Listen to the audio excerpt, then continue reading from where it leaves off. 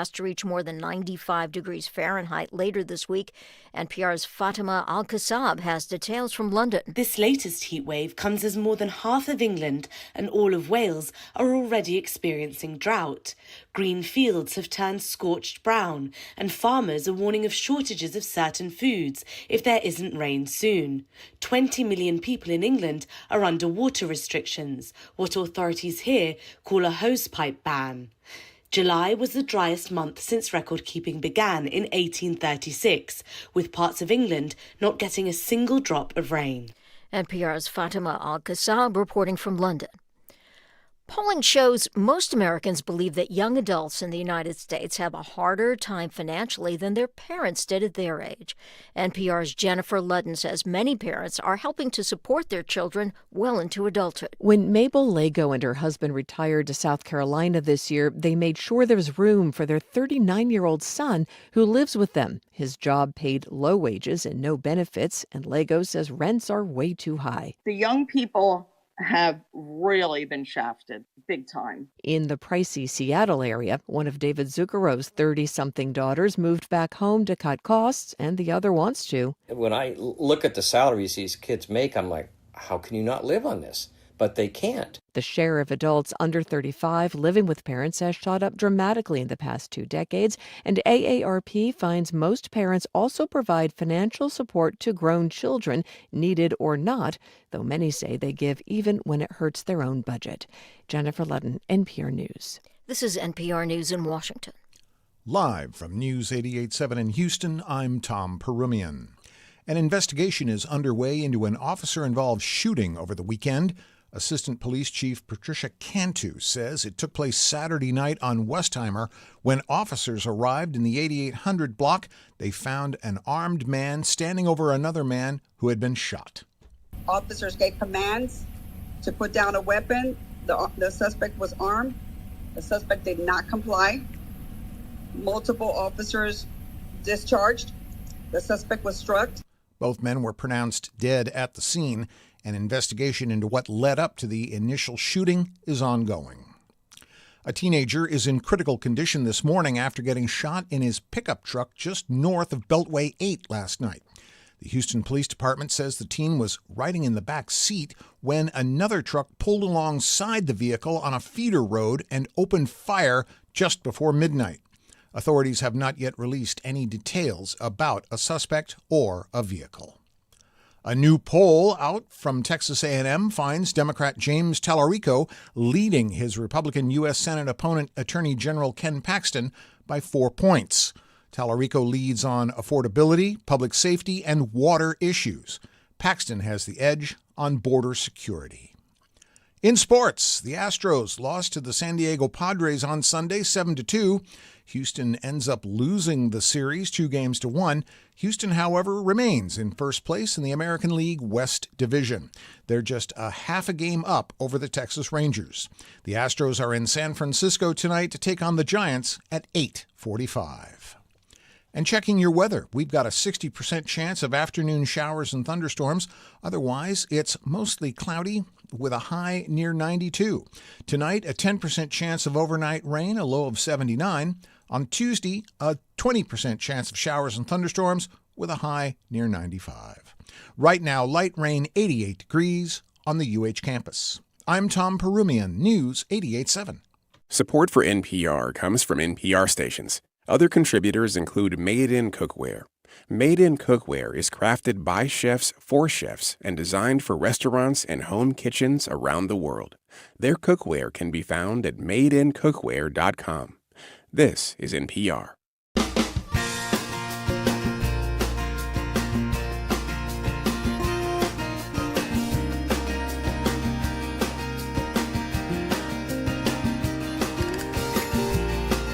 From Houston Public Media and News 88.7, it's Hello Houston, an open forum on today's biggest stories affecting Houston and beyond. Call now, 713-440-8870, or let us know your thoughts on today's topics by emailing us at talk@hellohouston.org. And now, Hello Houston. And I'm back.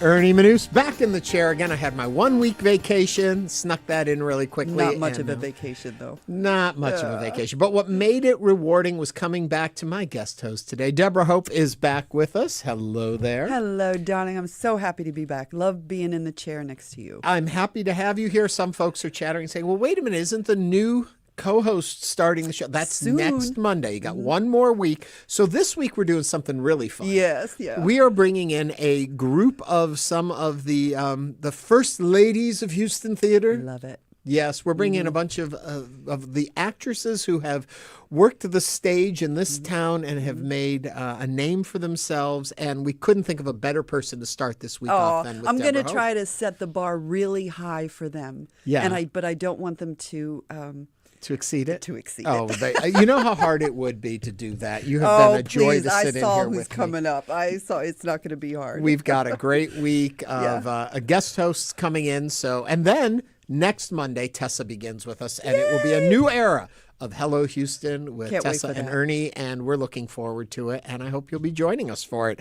That being said, good weekend? Busy weekend for you? I had a very busy weekend. I'm directing a show, and I held my auditions last night, so that was very fun. Okay, when you've worked in this business here in this town for a while, so you know, and you do car talks, and you folks car takes, sorry, with Joel Sandell. There we go. Sorry, and you go to a lot of shows, so you've seen a lot of folks. Yeah. Do you need to do auditions, or do you know the pool of talent that's out there and what they can do? Absolutely. I need to do, especially for this, I need to do auditions because there's so many people, especially coming up, the younger people coming up, that I don't know who they are, or there's people coming from out of town because they heard about the audition. So yeah, auditions are, you get people that you've never seen. There's people that you have in mind that you want, and maybe you don't have to audition them, but yeah, when you want to see the talent pool, you hold audition. And there's a huge talent pool in Houston, huge. So we're very blessed in that respect. I saw Mean Girls over the weekend. Oh, that was so much fun. Going on over at Queensbury Theater. And some of the performers in that, one of which will be joining me as a co-host this week, I had seen also at Theater Under the Stars in shows, two of them actually. And I thought to myself, this is a town where if you're a working actor, you can find work. It's not always at the exact same theater levels, but there's work. And I think that's what's great about it, because you can see very seasoned performers all across the boards. And this is a new theater that we're doing the show in, Gloria, A Life, about Gloria Steinem. And that's going to be at Cypress Stage, which is a new theater. So again, you're getting a new pool of people that are coming in. And I don't know if any of that answered what you were talking about. I'm going to ask you one more question. I'm going to get into the show for today. Because as I started talking about, you know so many of the performers in town. You've seen them in so many different things over time. Are you ever surprised at what you see in an audition from an actor that's established here, or have you pretty much gotten a flavor of what they do? The ones who I know what they can do. So sometimes it's just a courtesy that you just call them in, but you know what they can do. The younger, and I don't want to say younger, I want to say the new crop of people that I don't know that come in. It's amazing. The level of education that people are getting. HSPBA has a fabulous theater department. The colleges, fabulous theater departments. So every year you have a new crop of people that are absolutely fantastic. Well, just remember, I'm offer only, and I never work before 10:30 in the morning and never after 4 in the afternoon. Anyway, if you know Sunset Boulevard, you'll appreciate those lines. I also want to thank Michael Atkinson, who sat in the chair for me while I was on vacation. He did a great job, and you'll probably be hearing him here and again as we move into our new era of the show. Also, Earl Grey T-Cat says that they went to the Shakespeare at Miller Outdoor, Shakespeare in the Park, and they said they went because they heard about it on Last Minute Plans here on Friday. And I'm the one who missed it because I had such a busy weekend. Well, anyway, we've got a really busy show for you today. There's a lot we're going to cover. Rice University is offering more opportunities for free admission. We'll talk about that. Your tuition would be free. What does that mean? Who gets that? We'll talk about that coming up. It's hurricane season. It's been raining today again. That doesn't mean it's a hurricane, but every time there's weather, we're like, Well, there's also hurricane anxiety. Yeah, and we're a lot going of to talk PTSD. about. Yeah, you've got stories about it. I think all of you have stories about it. You'll be sharing those with us as we learn from Hurricane Hal what to do to put that at bay, no pun intended, and also to prepare for the next hurricane. HISD, if I would understand it correctly, has begun again today. There's some changes there. You want to know about them? We've got your answers. That's coming up. And community newspaper, the Montrose Star, is celebrating 50 years. Ooh. That's impressive for any organization to get that far. They're going to be here to talk about their history and what to expect in the future. All that's coming up on today's show, along with your calls, comments, and questions. We want to hear from you. And where do we start every day? We start with the headlines. Deborah, take us in. All right. President Donald Trump this week criticized Texas for being anti-data centers just days after Republican Governor Greg Abbott paused industry-wide approvals until the companies provide the state with more information on things like power and water use. In an interview with Punchbowl News released on Friday, Trump said, I saw Texas the other day sort of is against data centers. I think it's a mistake, and I'm not taking positions. I just think it's a mistake because there are other communities that want it. When a community wants it, it means a lot of money is coming into that community. That was a quote from Trump. Abbott's spokesperson in a statement Friday defended the policy move as necessary because less than 10% of data centers responded to the state's requests for them to report their power and water usage. The three-term governor's Democratic opponent, Gina Hinojosa, has made greater oversight of data centers a key piece of her campaign. So what are your thoughts? Give us a call. Is Abbott making a mistake? Is he not? Call or text at 713-440-8870. Okay, you can probably guess where I'm going to go with this. I think that the governor is absolutely correct that we need more oversight, more information on the power and water usage, among other things. Absolutely. I see no problem there. Pausing it so that you can look at this, I'm all for it. Trump criticizing Texas for being anti-data centers, which they aren't. No. Regardless of what you think about it, that just isn't a factual statement. It's understanding what's going to happen. I'm sorry. I think Trump and the Trump administration have put themselves in a position that when you hear something like that, you think, oh, is this financially hurting his family? If there's some pause in the system, he's been so involved in it, what's his connection? Which is not a place we should ever be. Right. We should have enough faith in our elected officials to believe that they're doing what they think is right. Whether you agree with their policies or not, you have to believe that they're doing policies they think make it better for the people that elected them, not for their pockets. And I think we've gone way far away from that. Mm-hmm. I also like the president saying, I'm not taking a position, but it's a mistake. But it's a mistake. Yeah, I think you're taking a position if you say that. I don't know. Maybe I'm missing something there. And I'm happy that the Democratic opponent, Gina Hinojosa, is making a greater point of talking about data centers and understanding.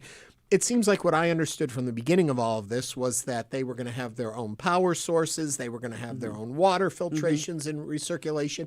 And I don't know how much of that has actually come out to be true. Well, and the fact that they're not disclosing it makes you very wary of what they're doing. So. Yeah. What do you think about that? Let us know. 713-440-8870. What is your thought on all of this? I think about, wasn't it in Utah, the water level is so low, almost gone, and they want to build that data center. And they said, well, you can't, the water's already going down. So they're kind of ignoring it. It's sort of like, but this is going to be great for the pocketbook. So we don't care. The water we'll get water. Everybody has water. So they're downplaying that part where droughts especially now are all over the country. And I think we just give us the report. So the fact that you're hiding the report makes me think that you're going to be using our water and depleting our water. The bigger issue I have with all of this is I think about the advances in technology and how quickly technology advances. And they're building these massive data centers. And I can't help but think back to when I was a child And I was in a computer programming class in school. A whole room. And a mainframe computer is what you needed to process your information. And now I'm comfortable in saying just a few years later that all of this can be handled by my laptop or my cell phone. Yeah. So I'm thinking they're building these huge structures 10, 20 years down the road. Yeah. What are those spaces going to be used for? On the other side of that also, though, the benefit of that is we look at how much power these are using and how much water. I assume that usage level is going to go down as technology advances and they're able to process things quicker and better. And technology advances doesn't change where we are right now. And that's a big assumption for the future. Yeah. But I guarantee you the data centers are not going to be needed to be the size they are now 20 years from now. No. I remember that movie with Katharine Hepburn, The Desk Set. And yes, everything you call in for the information and they look it up in the book and they give you the information and they bring the computer in and the computer takes up a couple of the rooms and they think, oh, we're going to get fired. And it's like, no, we're working together. Yeah. There you go. It's a tool. A movie from your childhood. Oh, I hate you. No, it was not. My British computer guy says data centers are a crucial part of our modern infrastructure. Oversight is definitely needed. See, and I don't have a problem. The oversight, of course, I'm fine with oversight into areas that we don't fully understand and we don't know how they're being done. And as you talk about when they're keeping information back from us, in those areas, I want to know what's going on. Yeah. It needs to be shared with us. So, yeah, I think oversight, I don't know if I would use the word oversight, which sounds a bit controlling, but I think it should be more open, readily available. We should understand what's being used. 713-440-8870. Sandra from Clear Lake. Deborah, pop on your headphones, and we'll hear what Sandra has to say. Sandra, what's on your mind today? Yes, I heard a interview with Sid Miller, our Texas Commissioner of Agriculture, and he said that Governor Abbott is quietly telling these data centers to go ahead and get as much as you can so that they can be grandfathered, and Miller is trying to have a special session so that we can put things in place. Abbott is pushing back from that, and in fact, for the last 12 years has not communicated with his Texas Commissioner of Agriculture. Sandra, thank you for sharing that. I know that they have a contentious relationship, but that doesn't say that things aren't being hidden and things aren't being shared. I don't know the validity of the trying to get things grandfathered in, but I will say it doesn't surprise me. Sandra, thank you for calling and sharing with us. Thanks, Sandra. 713-440-8870. Michael from West Park is on the line. Michael, what do you think? Hi, Ernie. I think Texas has a huge water crisis, and these people will take an enormous amount of water. And you talked about the state of Utah. Also, the state of New York is having a real problem with it, especially the northern counties and all this. And this is just a way to essentially steal water of Texas for a low rate and basically, like I say, leave us without any water. This has got to be stopped. Yeah, so, anyway. I agree with that. Michael, thank you. Yes. And one day you ought to do a show and see if you can get people to admit that there's an actual crisis for water in Texas, especially west of the Balcones Fault. But this part has problems too. Anyway, have a good day. Always nice to hear from you. Yes, Michael, always nice to hear from you. And a good point to remember that we do have water issues in our own state, and we'll do more on that as we move further into the future. Also, we got a text that said, what benefits do data centers provide communities where they are built? It's a good question. Other than job creations, which I would think there would be a lot of job creations. If I remember correctly, the job creation is in the building of the facility, and once it's built, it drops greatly, the amount of people needed for these data centers. Oh, I didn't know that. But it's not really a great job motivator. Ooh. It is for the building or for the retrofitting or whatever they have to do for these big arenas. But once that's done, yeah. Yeah. All right. Well, that's our thoughts on that. What are your thoughts? Continue to share them with us. 713-440-8870. 888-770. A couple little tidbits to share with you today. I did see that today is National Lazy Day. I love I that. think that's one I can celebrate. Also, a very Deborah's performing for us right now. She's sleeping. In case you couldn't tell. Honoring the day. She's being lazy over there. A sad story that played out over the weekend was, you know, Perez Hilton, the blogger, celebrity blogger, gossip column guy. He's recovering in the hospital, and they say it's going to be a long process to recovery.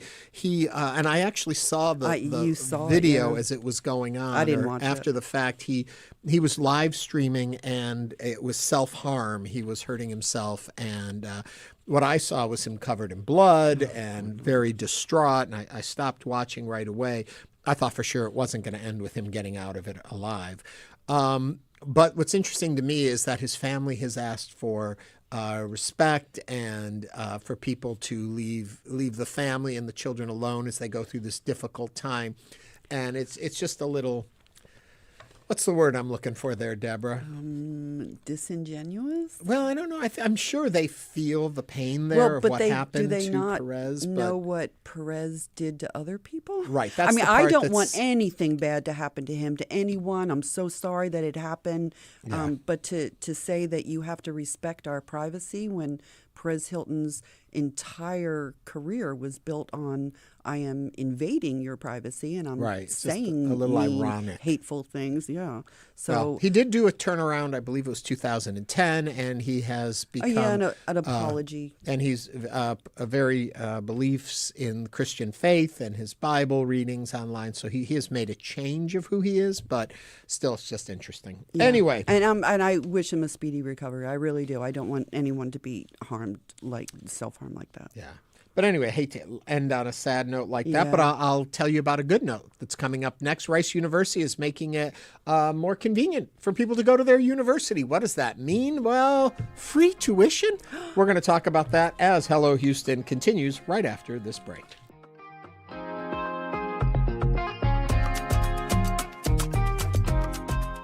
Meet Dio Choco.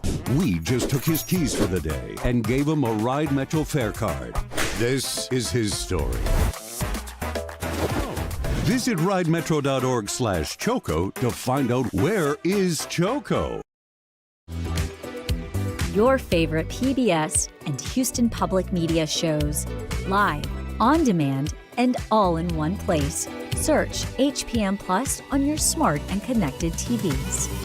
HPM Plus. I'm Stephen Dubner. On the next Freakonomics Radio. It never occurred to me that television wouldn't work. Something just seemed to happen. I had no confidence that it was going to go big. Go big. When a master uses the English language, it's a thrill, isn't it? Go big. The legendary talk show host Dick Cavett. That's next time on Freakonomics Radio. Freakonomics Radio tonight at 10 on News 88.7. On the next Fresh Air, Donald Trump took in about $2.2 billion last year while president. New York Times journalist Eric Lipton will talk about his Pulitzer Prize-winning investigations into Trump's profits and conflicts of interest. Last month, Lipton was one of the Times reporters subpoenaed by the Justice Department. Join us. Listen to Fresh Air tonight at 8 o'clock on News 88.7. Paper checks might feel a little bit vintage nowadays, kind of retro, but that's not necessarily bad. It's important as an academic to point out that there are advantages of some of, we'll call it more the old-fashioned ways. I'm Kai Rizdal. To abolish or not to abolish paper checks. That's next time on Marketplace. Listen to Marketplace tonight at 6:30 right after All Things Considered on News 88.7. And now back to Hello Houston. To comment on today's topics, call or text 713-440-8870 or email us at talk@hellohouston.org. And now, Ernie Manous and guest host Deborah Hope. The cost of college continues to be one of the biggest concerns for students and their families. Now, one Houston University is making a major investment aimed at changing that conversation. Beginning with students entering in fall 2027, Rice University will offer free tuition to undergraduate students from families earning up to $200,000 a year, while families earning under $100,000 a year will continue to receive full support for tuition, fees, room and board through its expanded Rice investment program. Joining us now to tell us more is Yvonne Romero, Rice University's Vice President for Enrollment and Dean of Admission and Financial Aid. Yvonne, welcome to Hello Houston. Thank you. Thank you so much for having me. It's great to hear this in a lot of ways because the access becomes more available to students. Where did this program begin? How did the idea come to your university to start saying, okay, we give financial aid to people. Let's make it broader. Yeah. Well, we have always met full need financial aid for students, for families with need. But in 2019, we began to have a conversation about how can we make this more simplified? How can we have families understand up front what they're going to be eligible for at the point of application based on numbers that are knowable to them? Things like income, tuition, those are numbers that are very easy to understand. And before that, families would have to wait until after they applied and got admitted to learn what their financial aid package would be. So by flipping the chart and making it more transparent up front, families have a better sense of what they will be eligible for with numbers that are familiar to them, like their income, and then the cost of the education being the tuition or the full cost of attendance. So I don't know if scholarship programming is the right way to word it, but the idea of it was always there. It was just people weren't as fully aware of it. And so you're simplifying it so that the word is out ahead of time, or is it a true sea change in what you're doing? Well, it's a little bit of both. I mean, again, we were always meeting full need for families, and we continue to. So even families that are not qualifying for the Rice investment, but do show that they have demonstrated need, we will meet 100% of that need. But I think families were looking at the tuition, and even though many of them were qualifying for financial aid or would qualify, they weren't certain about it. It's kind of like asking to pick the car before you know what it's going to cost. Yeah. And when they look at a big price tag, like at different universities, that could be very intimidating for them. And so by letting them know up front what they'll likely qualify for, really, I think, takes a lot of relief, a lot of the concern, and brings the relief to the table.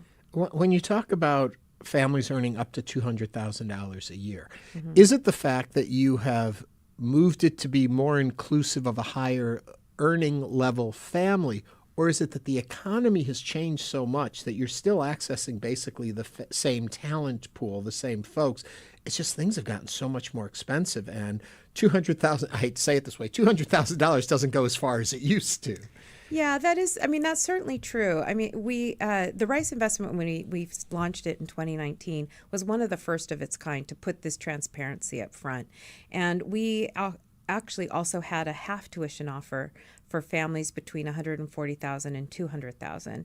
And so by expanding the full tuition to the $200,000 threshold, it's making it even possible for even more families to benefit from knowing that the tuition will be covered.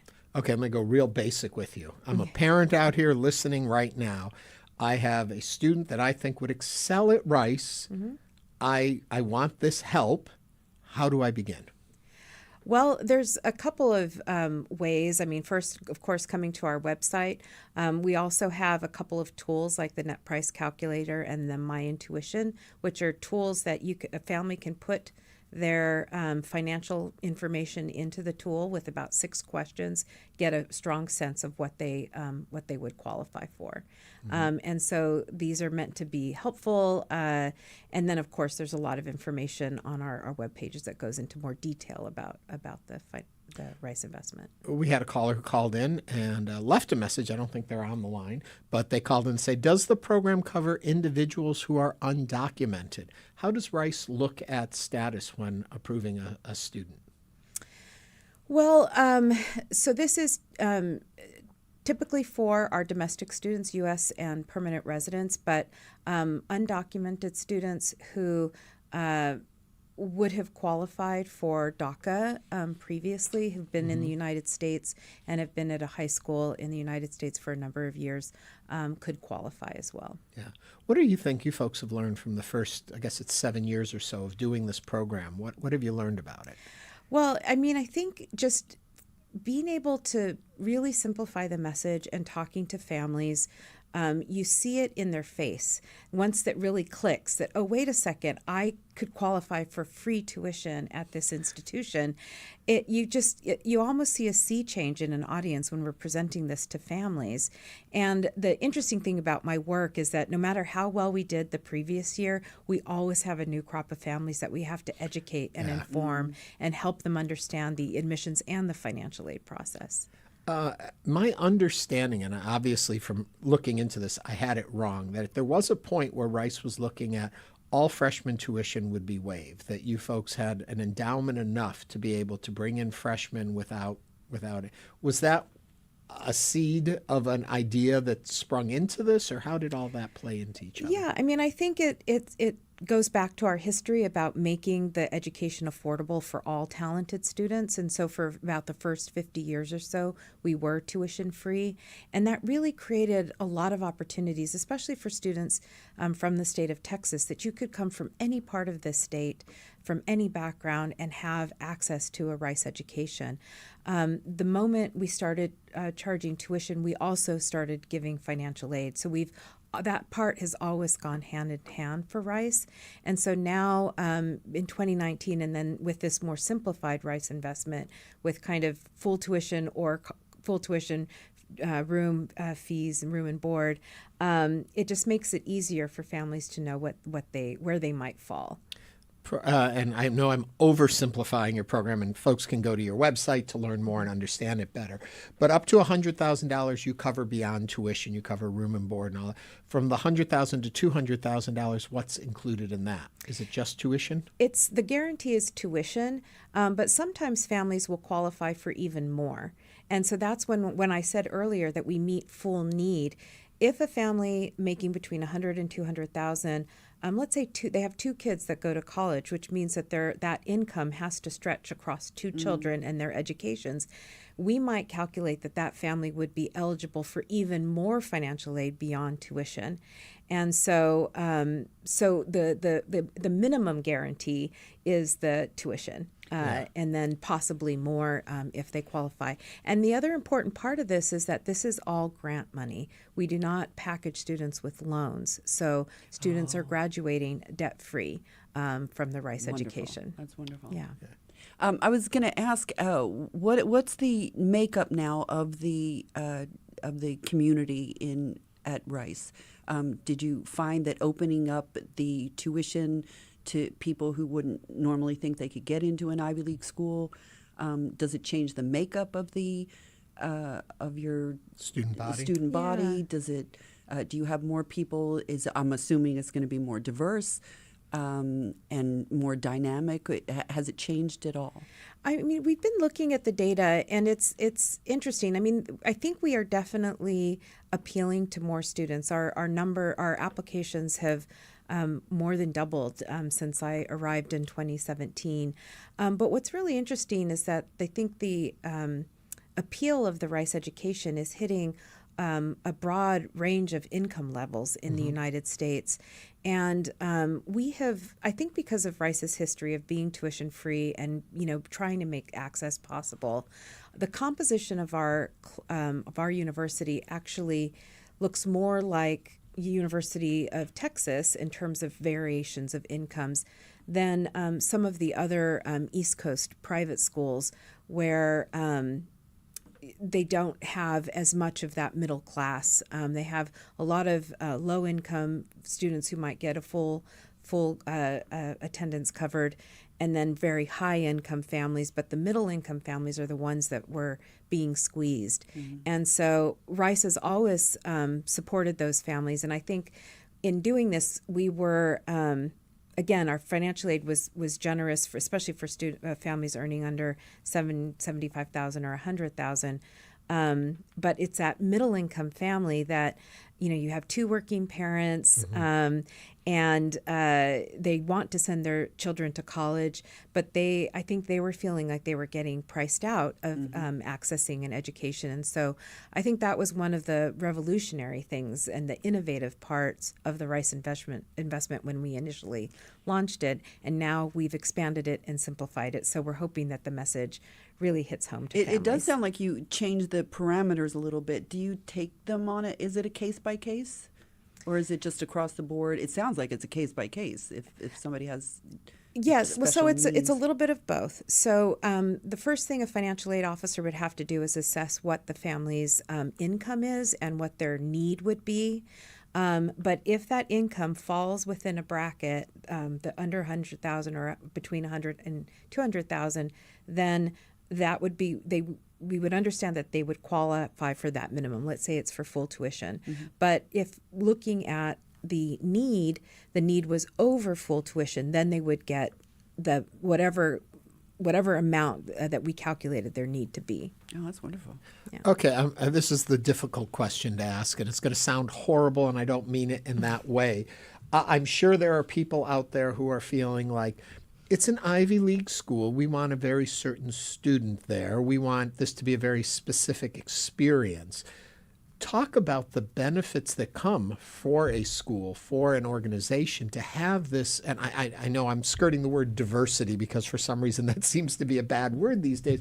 But the variety of people there, how that enriches the experience and what you feel or the organization feels makes it more of a complete education by having this opportunity to mix your student body.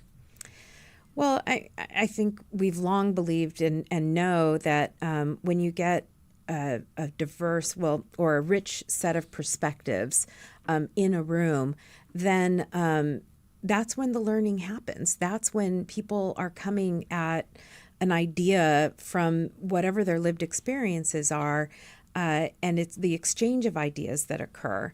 And if you have those different perspectives. Because you have the different perspectives. And so if everybody came from the same background or the same area, neighborhoods, then all the ideas would sort of be similar. And I know for myself, having gone to college with students from all over the world, I mean, it's not only just from across the state of Texas or across the United States, but you have kids from outside the United States there. There's just a rich exchange of ideas.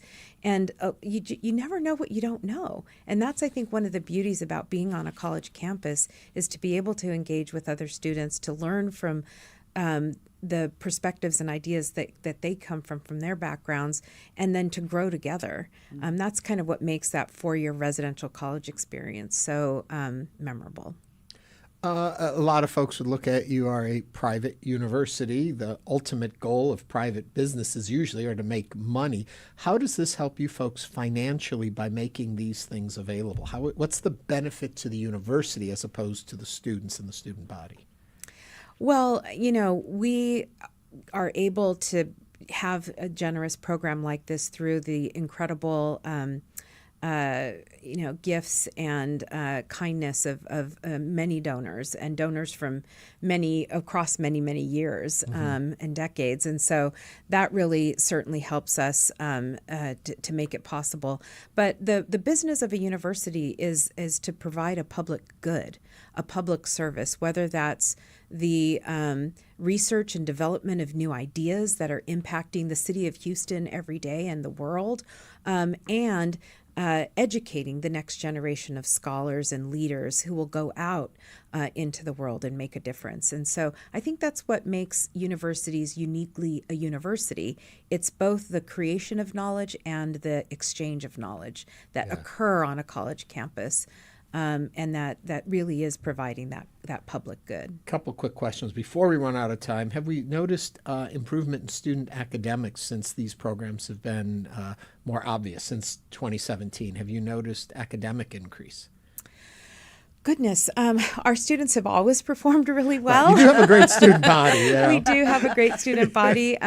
We were, as many institutions were concerned about the impact of the pandemic on learning and learning loss. And we didn't really see that kind of a dip at Rice, so we're really happy with that. We've also, as we've expanded the undergraduate student body, we've expanded the number of faculty that we've brought to campus. So in the last couple of years, about 250 new faculty member as we've also grown. That's the other exciting part of this story, is that not only are we offering more financial aid, but Rice has grown its undergraduate student body by 25%. And so we're making the education available for even more students. My last question on all of this is what's been coming in online quite a bit. Is this available to just students at younger ages, or is it across the board? If someone's coming back to school, people are talking about the economy and needing to get new degrees. Does this apply to any freshmen, or is there an age cap? So it actually applies to any undergraduate student. There isn't an age cap. And so if a student was entering as either a freshman or a transfer student, they would qualify for the Rice investment, provided the family incomes were within those thresholds. Yvonne, thank you so much. So and great work, making it more Yeah. accessible to more students. It's not saying that you still don't have an academic guideline that people have to reach because you want certain students, but that the opportunity now is out there for any student who can achieve that. Yep, we're really excited about it. Thanks so much for having me on. Thank you. Yvonne Romero is the Vice President of Enrollment and Dean of Admission and Financial Aid. Coming up, we're going to talk with Hurricane Hal as Hello Houston continues.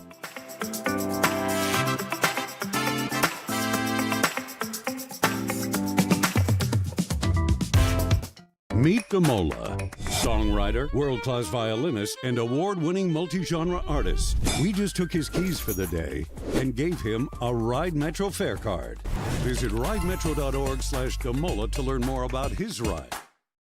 Illness in their first year of life. The lasting impact of childhood sickness, next time Here and Now. Here and Now today at 1 o'clock after Hello Houston on News 88.7. Boy Throb is an unconventional boy band, partly because one member has never physically met his bandmates. We need 1 million followers for me to get a visa so I can sing and dance in America. After almost a year of campaigning on social media, Boy Throb is bringing its fourth member to the U.S. I'm Elsa Chang, the band's quest for a visa on All Things Considered from NPR News. All Things Considered gets underway at 3 this afternoon on News 88.7. Cheap drones and autonomous vehicles are upending warfare, and military leaders are struggling to keep up. There's no front line now. The changing weapons of war and what they mean for global conflicts. That's next time on Think. Think tonight at 11 on News 88.7.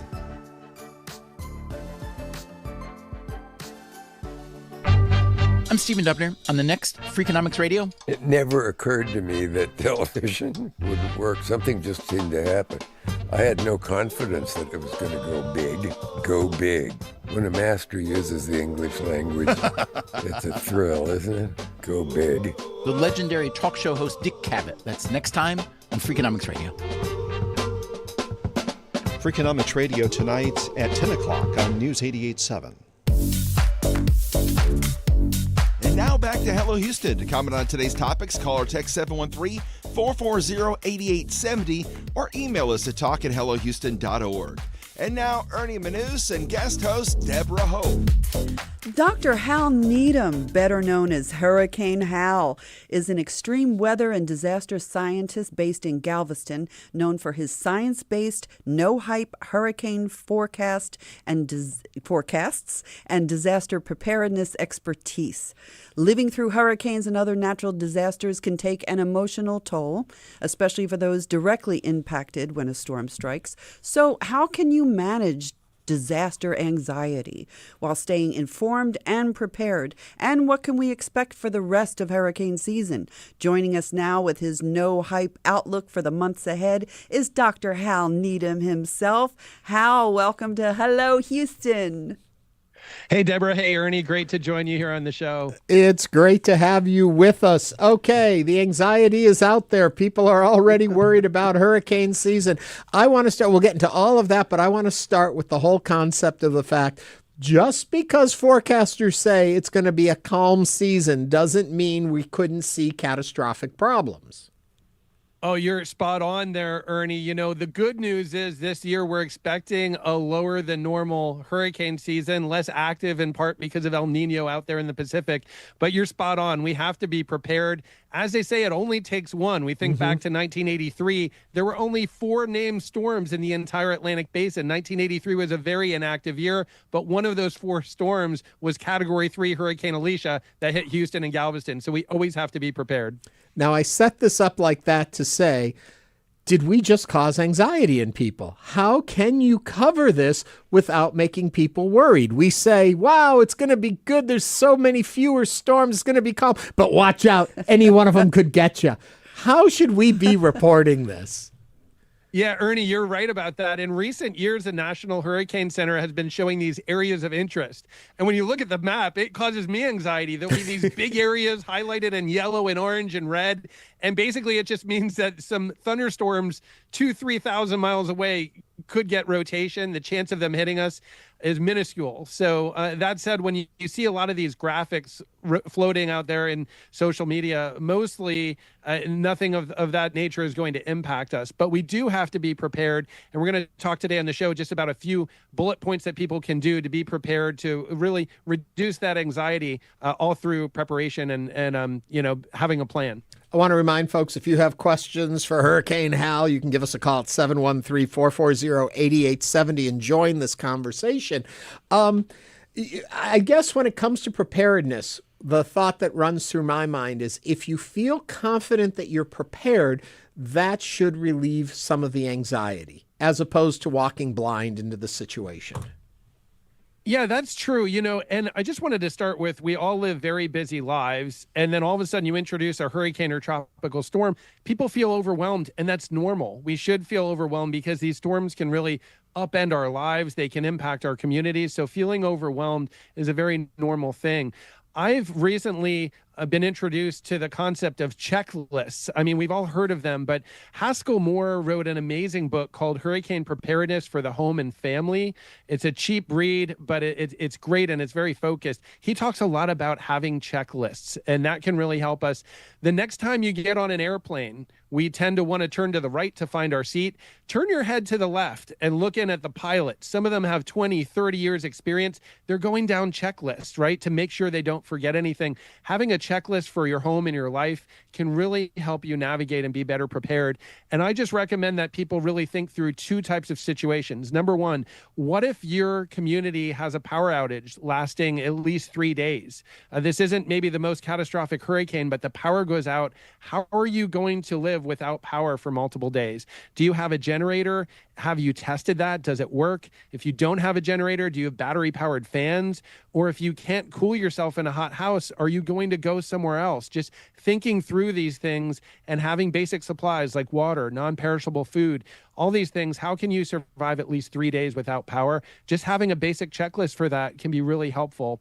And then secondly, what if you're asked to leave, especially for Galveston Bay communities, Bolivar Peninsula, Galveston Island? If you can be really facing that coastal flood, you may be asked to evacuate. Where would you go? What is your plan for that? And what do you need to take along with you, including medications and food and water and things like that? If you have basic checklists, that's going to really get you prepared and start you down that journey to reducing that anxiety. But see, now you've made me anxious. Now I don't have those things. Now I have to go get them. But the silver lining of that is being aware of it now makes us think, okay, we need to do these things and have them in place so we can alleviate this anxiety. Well, that's right. And if you go to the store today and you get a few gallons of water, right, you're going to find plenty of supply on the shelves. Sure, it's something it's another thing we have to deal with. We already have busy lives. But if you go to get those batteries or say a cell phone charger that you can have a battery backup or extra water, granola bars, whatever it is, it's an extra thing. It does add more burden today, but you're not going to the store with 1,000 other people trying to get water in a panic. And so it actually, in the long run, reduces anxiety by being prepared ahead of time. I do know some people who have a closet. Their linen closet is filled with toilet paper, water, batteries, the things for your phone the little things that you can charge your phone. You don't need the outlet for it. Their entire closet is filled with all of that, so that you're not going to the store the day before the storm comes with everybody else. Yeah, and that's it. Really, the big anxiety comes when you're in a rush and all of a sudden you got behind the 8 ball and now you have to get your water and your batteries along with, hundreds of other people in the same store and the supply is running out. There's a panic there. Also, you'll notice when there's a storm in the Gulf, all of a sudden gas lines, right? Because people, they were down to their last little bit of gas. You just want to stay out ahead of this stuff is the main thing. So during hurricane season, keep those supplies in your house. The next time you're going grocery shopping, just add a few of those items to your list. You can just do it on the trip you were already going to take. Just trying to keep that gas tank full. Little things like that, staying out ahead of your prescription medications, all that stuff. If you stay ahead of it, when others are panicking, you're actually going to be calm, cool, and collected. They're going to be coming to your house for help. Well, it's funny because I have the opposite behavioral pattern, which anxiety probably wouldn't be a bad thing to introduce into my world. I live in the dream. Nothing bad's going to happen. It's not going to hit me. I'm fine. Don't worry about it. What I'm realizing from this conversation is maybe a little anxiety isn't a bad thing, that I should be worried about making sure I have water, I have toilet paper, I have batteries, I have all these things. Because right now, I assume I'm going to be fine. Ernie, my natural tendency is actually to be like yours. Like, okay, the chance of something happening is really low. I already got a lot going on. I don't want to have to create another list of things to do. But just getting out ahead of it is a good thing in the long run. Yeah. And what I realized is I'm already going to the grocery store once or twice a week. Just, make myself get some water and some food. Just, it's 2 or 3 extra things on the list. It's not that bad, but then I am going to be prepared if something comes our way. I'm of the mind that if I prepare for something, it does not happen. And if I don't prepare for it, it absolutely happens. So then I'm of the mindset, Deborah, prepare for me, and then I don't have to worry about it because it won't happen. I got you. Another tip that I always tell folks, anytime I'm out and I go by a dollar store, I get a gallon of water, and I just put them in my garage. But water doesn't last. But it will for the season. Right? Does it? How long does our water last in those big old 1-gallon jugs? Yeah, in general, we typically have water jugs that we use through the season. I've heard people say if they get hot, it can chemically alter the water. I don't know. It gets a little overwhelming. I have recently heard people talking about portable water filters that cost like $20, and then you can just use your tap water and you don't have to boil it. There are solutions out there, but in general, having some water is a good thing. Keep it in your air-conditioned house, and in the worst-case scenario, if you do lose power, water might get a little bit warm, but at least you have something to drink. You really can't live very long without water. And also, even if your water goes bad, you can still use it to flush your toilet, to wash things off. There's still purposes for that water, even if it's not the most potable. Is that the right? Potable. The right term there. Also, as long as we're talking about all of this, we'll get back to preparedness, but give me a little forecast. What are you seeing for what's coming and what we should be aware of and paying attention to? All of the main scientific sources point towards a lower than normal hurricane season for the Atlantic. That has to do with something called El Nino. When the water temperatures in the equatorial Pacific get unusually warm, it actually suppresses Atlantic hurricanes through dry air and also something called wind shear. When winds are changing direction in different layers of the atmosphere, it basically makes hostile conditions for Atlantic hurricanes. So in general, we're not looking at a very active season for the Atlantic. But again, these storms just need a little window. If they have maybe 2-3 days of an opportunity, they'll take it. So we could still see storms. The way I look at it, we're rolling the dice every year when we live along the Gulf Coast. This year, we're just going to be rolling the dice a few less times, but we still have to be prepared.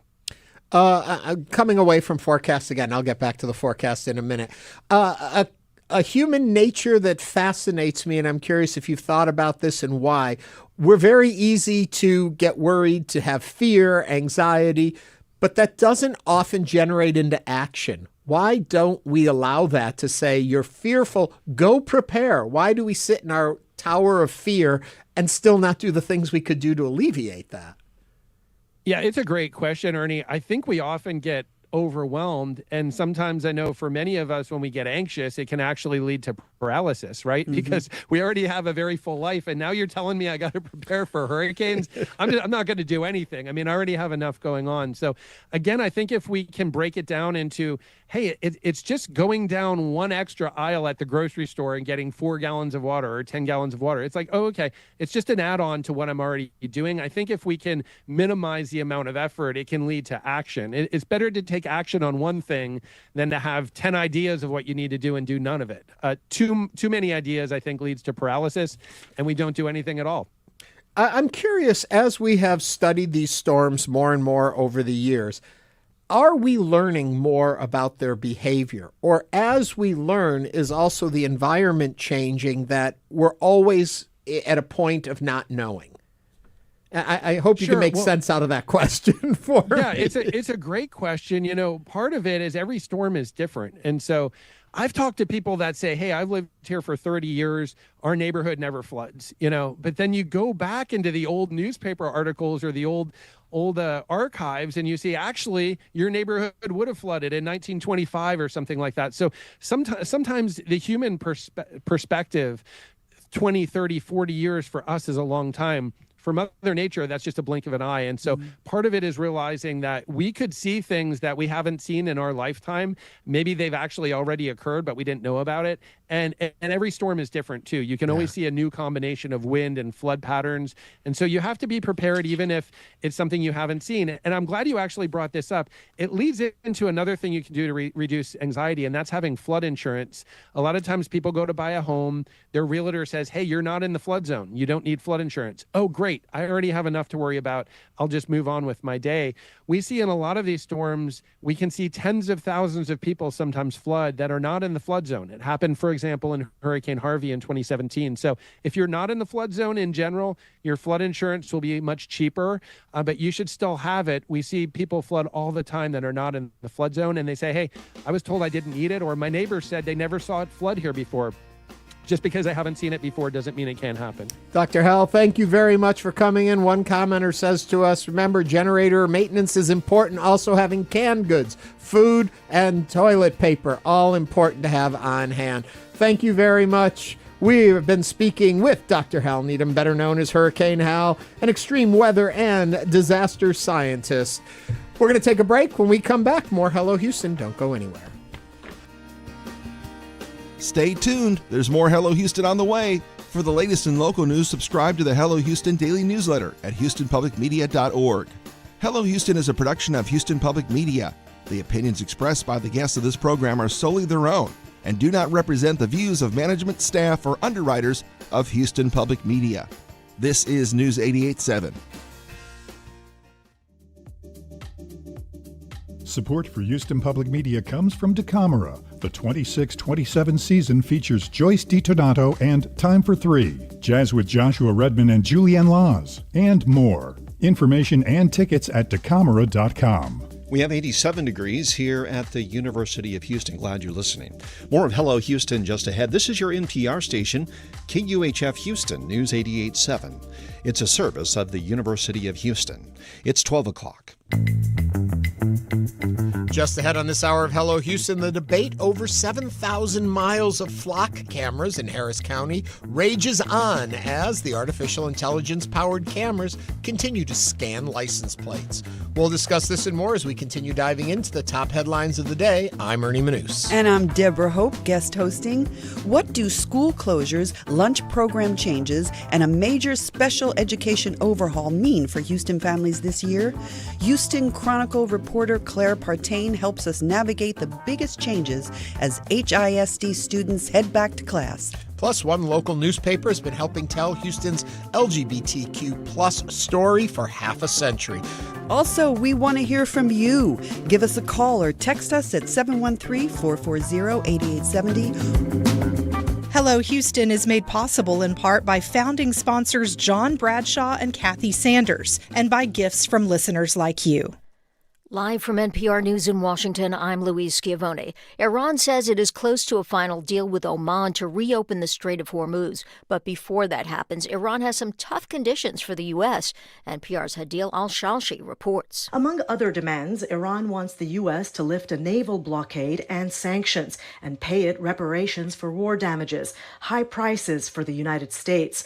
Asla Aidan Tashbash is a fellow at Brookings Institution who's been following the talks. She says with this set of tough conditions, Iran wants to force President Trump to cave as he heads into the midterms with a weakened economy and an angry base. Iran wants to use this time, use their leverage, but also the midterm calendar for a stronger agreement that establishes their sovereignty over Hormuz. Iran's strategy may come with some of their own risk. If it doesn't strike a deal soon, Iran could face more internal unrest as its economy gets worse. Hadil Al-Shalchi, NPR News, Istanbul. The elite Michigan art school where Jeffrey Epstein, a convicted sex offender, allegedly found some of his earliest victims, has sexual abuse allegations that span 7 decades. That's according to a new report from an outside law firm hired by Interlochen Center for the Arts. NPR's Ava Berger spoke with a victim of abuse at the school. In 2005, 2 months after he turned 16, Paul Bush was molested by his Interlochen ballet teacher. The teacher later pleaded guilty to the abuse. I don't even know how differently my life would have gone had this event not occurred. The big question is, how could this happen at such a well-known institution, a place with successful alums such as Chappell Roan and Josh Groban? The report's findings and Bush's experience provide some indications. In many cases, adults were able to meet alone with students. At the same time, the children at the school had limited communication with their families. They were vulnerable because of their age, sexual identities, and lack of experience, and some were scared to report their abuse. Ava Berger, NPR News. The Consumer Price Index for July will be released in the coming week, and economy watchers will be looking to the impact of the war in Iran on energy prices and the cost of goods in general. Diane Swank, chief economist at the accounting firm KPMG US, notes that while the jobless rate is still relatively low, hiring has cooled. It's still very difficult to find work. We know the duration of unemployment went down a little bit in the month of July, which is encouraging, but we need a lot more of that. There's about 1.8 million people that have been unemployed more than 27 weeks in any given month, in the month of July in particular. That's come down a little bit, but that's very elevated. It's much higher than it was pre-pandemic. Economist Diane Swank. On Wall Street at this hour, the Dow is off 123, the NASDAQ is down 110. This is NPR News in Washington. Live from News 88.7 in Houston, I'm Tom Perumian. Crosby ISD announced July 31st that it was terminating its 18-year partnership with the East Harris County Empowerment Council for the district's annual back-to-school bash. The district's official statement says Islamic Relief USA, a Muslim nonprofit partner of the council, was no longer allowed to donate or volunteer for the event.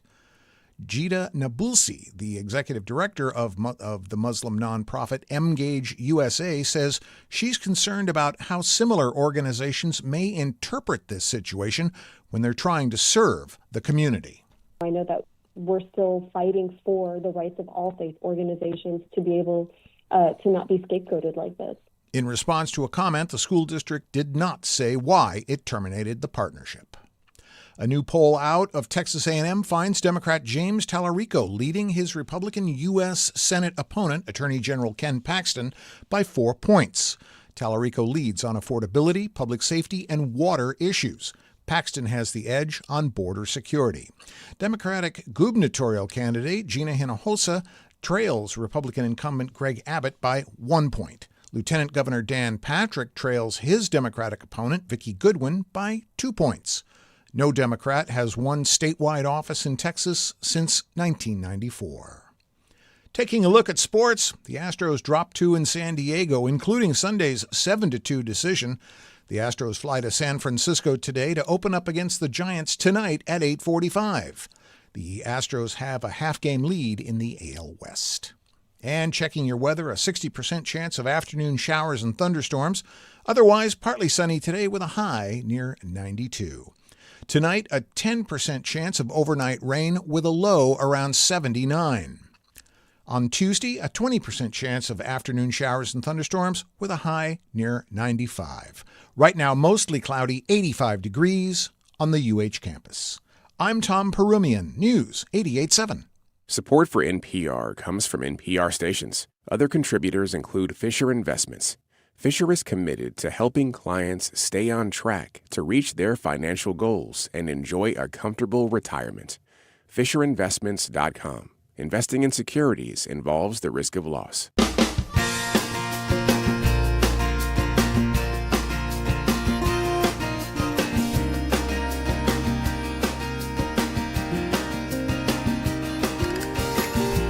Live from Houston Public Media and News 88.7, it's Hello Houston, an open forum on today's biggest stories affecting Houston and beyond. Call now, 713-440-8870, or let us know your thoughts on today's topics by emailing us at talk@hellohouston.org. And now, Hello Houston. Hello there, Ernie Manous with you, and Deborah Hope with you. Yes, it's good to have you here. It's happy to be here. I'm so happy that I'm kind of starting off the week of these fabulous women. So Women of Houston Theater, yes, we're calling it. And I don't want anyone to think when we say we have the Women of Houston Theater, we have all the women of Houston Theater. Oh my God, this is such a rich community and so many different people. Yes. We pulled a group of ladies that I know, that I love, and are going to be in here with me this week. That he knows personally. That's that's how they got in here.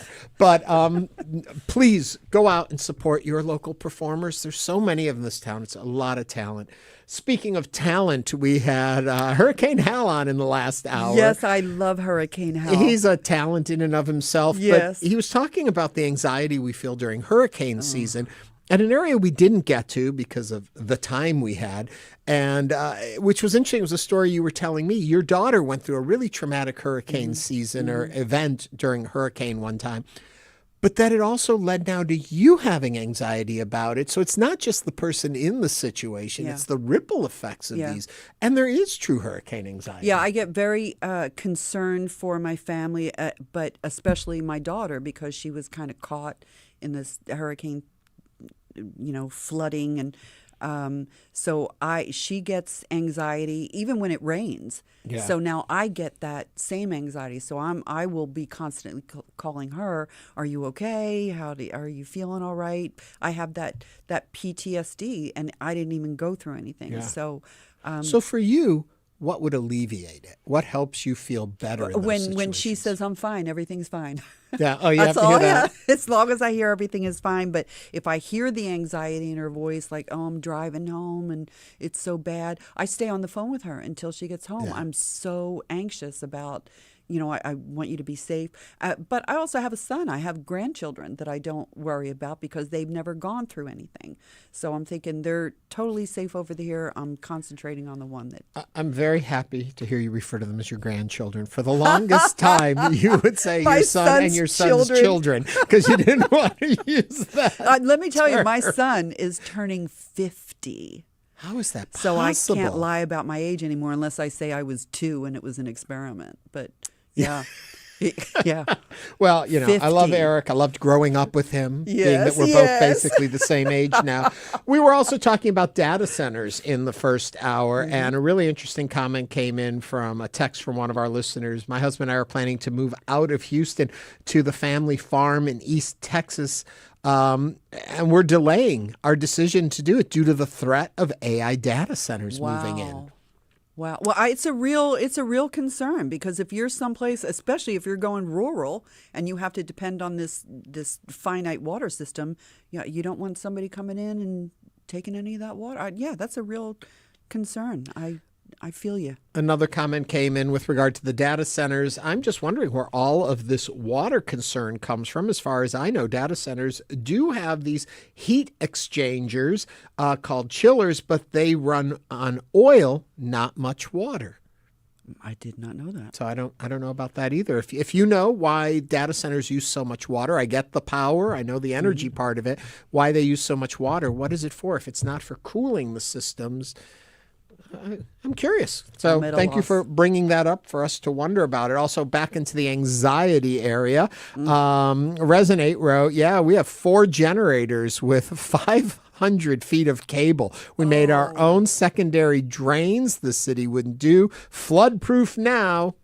So you say. I added the so you say. They'll find a way to catch you. My British computer guy says that the water is used for cooling. So I'm not exactly sure where our texter comes in with the oil run chillers, but that's what I kind of figured it was for the cooling of the systems to keep them running. We're jumping back and forth between topics here in case you're wondering. Stay with us. But you're not going to have a problem following the rest of the show today. Coming up, we are going to talk about the changes happening at HISD and the impact it's having on folks all across the board, from free lunches to special ed to schools closures and maybe starting school in a new school. We're going to be exploring all of that, as well as the Montrose Star, great community newspaper, been around for a while. 50 years, like my son. 50-year anniversary. Your son and the Montrose Star both celebrating 50 this year. Very proud. So we'll have Laura from the newspaper in to talk about the changes, the history, what they've seen in the community, and how they've stayed on the cutting edge and survived for 50 years. Right now, though, we're going to grab a quick phone call. Pop on your headset, Deborah. Here we go. It's 713-440-8870. We always invite you to join the conversation, whatever we're chatting about. Alex from Rosenberg is here. Alex, talk to us. Explain. Why do they use water at data centers? So, hey, good morning, guys, or good afternoon. I'm not exactly an expert, but I'll kind of chime in with what I know, and I'll share a little bit of detail. So the reason is it's cheaper. You don't need to use so much water. There's other technology that you could use to cool the servers and whatnot, but they use water because it's the cheapest way for these companies. And the problem is something I want to chime in. I don't know if you talked about it, but if you go out towards the Wharton County area, there's a big issue about an Amazon data center coming through, and they made it seem like they're going to take input from the community. Turns out they had already decided and approved everything and just put on a charade. And this is a real big problem. And I feel like nobody really cares about us. These politicians don't care because they've gotten too comfortable in their positions. They know, or they feel too confident that they're going to keep getting reelected. And I feel like it's time that people wake up, because sure, we may be able to still use water and whatnot, but what about our kids? What about our grandkids? I don't want my grandchildren living in a state where they realize, oh, gee, my grandfather had a chance to do something about this, decided not to, and now we have polluted water. And again, to that question about why so much water used, it's cheaper. That's really the only reason. And it doesn't cost them that much to use some of the other technology available, but they don't want to because they can get away with it. So if you're a company... Alex, let me ask you a quick question, and maybe you'll know the answer to this because I obviously don't. Is this water reusable? Can they just have a closed system where the same water goes back through, it cools off, and they run it through it again, or doesn't it work that way? I believe they could, but there's issues with contamination. But again, why reuse that water when it's cheaper to just bribe a bunch of politicians to just use that water, dump it back, and not have any repercussion? Alex, thanks for calling and sharing those thoughts with us on that, and continuing this discussion, something we need to look into more. Thank you for calling. If you have a comment, a question, thought on this topic, or any of the topics we're discussing on today's show, 713-440-8870. Alex brings up another point that I want to talk about, and I know it's not on our list of things to go into in this, but it's community meetings and these ideas that we come together as a community, we express our concerns and our ideas and our fears and our worries, and we talk to our politicians. And so often it feels very performative. Like he's talking about already the decisions are made. We have these meetings where they hear from us, but they're already going to do what they're going to do. Do you know how many meetings that I have seen on either C-SPAN or I've been at, where the people who are the ones who are in the meetings, the politicians, and you have the citizens come up to say what their concerns are, and they are on their phones, they are looking at something else. If you're talking about something that they have no response to, they will ignore you because it's already a done deal. So I have seen that disrespect from politicians for decades when you're talking about something they don't that they disagree with. There's never oh, I understand your concern. It's, I'm not even listening to it. And or if you get too emotional, they'll throw you out of the meeting. Yeah. My other favorite one is when you're looking at a Senate hearing and the politician has their 5 minutes and they give their whole debate, their monologue to the camera in front of the witness. And as soon as they're done, they get up and leave. Yeah. That they're there for their camera moment and stuff. Now, I understand, and I know the argument that'll come back is they have a lot to do and there's a lot of work that they're doing, and so they can't just sit in every hearing because hearings go on for hours and hours and they're there. But it's like, but that's your job. That is your job. You know? Sorry that it's inconvenient. And sorry that you have to stay here longer, but that is your job. And if they're that overworked, maybe we should cut down on all the complications and what are going in these bills and stuff and do each one clean and simple, and what they're saying is exactly what it is instead of burying issue under issue under issue. That is the worst thing, that when they say, here's the issue and here's the bill, and then they hide something in the bill because they want. But it's voter that ID. Should be, oh my God, that should be so illegal. I don't know how that's possible. Anyway, we had another comment that came in that said that they do have closed cooling systems for these data centers, but they don't always use them that way. And I'm reading through the thing. Anyway, let's go on to our stories of the day. We got a great hour coming up for you. Don't go anywhere. But, Deborah, take me into something else to get you worked up about. Here's another headline of the day. Yes. Okay, last week we discussed flock cameras as a Texas issue. Now it's hitting a little closer to home. It's hanging above the nearly 7,000 miles of roads that stretch across Harris County. Carefully positioned flock cameras, positioned on these big black steel poles. Artificial intelligence powered cameras scan your license plate, capture the vehicle's make and model, adding the information to one of the largest law enforcement databases in the nation. According to Flock Safety, one of the most popular companies in the U.S. for automated license plate readers, or ALPRs, they said it's for the sake of public safety. But privacy concerns about mass surveillance have created growing public mistrust with the company and the technology itself. Ultimately, at a Harris County Commissioner's Business Court meeting in May, several people spoke out against these flock cameras, and the elected commissioners considered renewing the contract for nearly $1 million, and they did renew it through June of 2027. Some worry about flock data being used by ICE, which has ramped up arrests and deportations during the second term of President Trump. And this Friday, also, we're going to be discussing this same issue with Sam Shaw from the Waco Bridge. So this is going to be an ongoing conversation. What are your thoughts on flock cameras? I know what mine are. Call or text 713-440-8870. So much there. I will say, I looked into the story a little bit. Flock claims, and I don't know, and I'm sure that when we talk about this on Friday, we'll get more information about that, but claims that the data that's gathered is only accessible by the people who bought the service, well, of course they're going to say that. So that if, like, your homeowners association puts in these cameras, they're the only ones that have access to the data, that they're not selling the data, that the data only stays on it for 30 days and is recycled and erased unless law enforcement, there's a lawsuit or something, and they need to hold on to the footage for moving forward. So it's not like the cameras are up there and anyone has access to the information. That is what they claim. That's what they say, yes. But I'm not going to say that they don't, because I don't know that they don't. I don't know. But that is their policy, is that I just know that any technology is going to be available to any hacker that wants to go into it. So to say that, we have these things in place where that can happen. No, these it can policies always and issues. No, it can always happen. They also do claim that their cameras only point into public areas, that they are not facing private areas, that they don't capture things that you would not be able to see if you were a person on the street there, and that therefore they're not invading privacy. They are just capturing what is already readily available. That is what they are saying. So, what do I think about it? They know everything about you now because they have just. They don't know everything about me. They know where my car went. Well, They know what car I drive, and they where know I who go. you are. Well, they don't. And then they can start There's no looking face that up. recognition in their software. They claim also. Oh, It's they simply your claim that, license. and I don't believe that.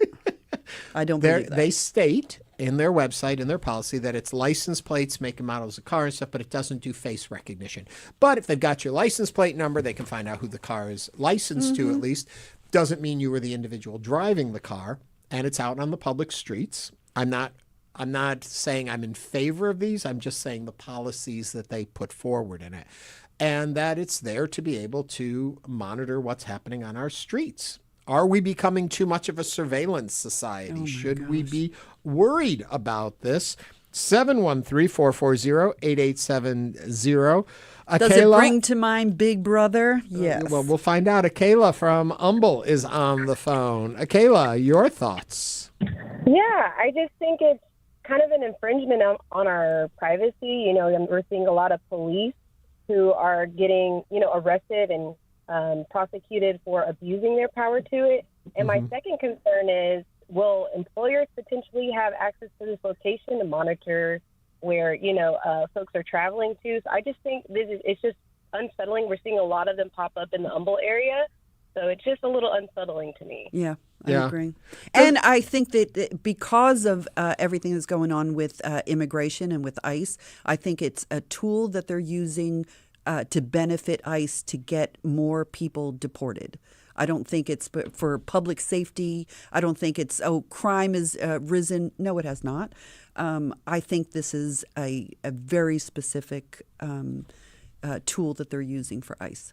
Kayla, thank you for calling and sharing with us at 713-440-8870. Your comments make me think and wonder also if you are a HOA member who has installed these cameras, if you're somebody who sees the benefit in having the cameras and feeling like it makes your community safer and that's why you support them and you agree with these cameras, give us a call. I'd like to hear from you, too. Yeah, I'd like to hear from you. 713-440-8870.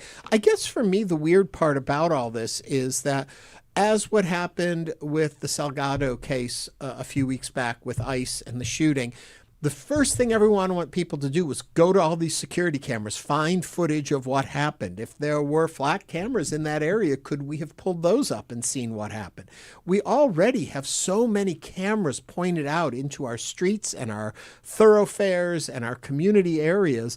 There are websites you can go and look at cameras of what's going on in Times Square and all of this. Is this that different? Or have we just given so much away already that we're on this slippery slope where we can't come back from it? Well, I think about it. It's funny when you say that because I think about my phone and I'll mention a word to somebody while my phone is sitting over there. And then I come back and all the ads for that thing that I was talking about start coming up. Yeah. So you are surveilled all the time anyway, but it's just another layer of surveillance. It's Big Brother now. It's just getting too much and it's scary. Quickly, let's go back to our data center conversation at 713-440-8870. Fred from Spring is on the line. Fred, what's on your mind? Yes. Hi. Thanks for taking my call. I'm a retired professional engineer, and one of the last jobs I did before I retired 13 years ago was to look at opportunities for power generation related to water supply in Texas. That was 13 years ago. And what came out of that study was that the only way to meet the water demand is desalinization plants. And those require a lot of electricity. So that was 13 years ago. Nothing's been done. Now, as far as data centers go, water from those cooling towers, remember what that's doing. That's washing the atmosphere also. So you're not only cooling the water, you're taking dirt out of the air. And that water has to be treated, and that I'll say pollution in that water has to be taken out. So reusing the water is a good idea, but it presents its own technical challenges. I think that I know that data centers now are looking to go from water cooling to air cooling. The issue there is you don't get something for nothing. So if we're going to go with air cooling, we're going to need a whole lot more electricity. And if we're going to go with water cooling, we're going to need a whole lot more water.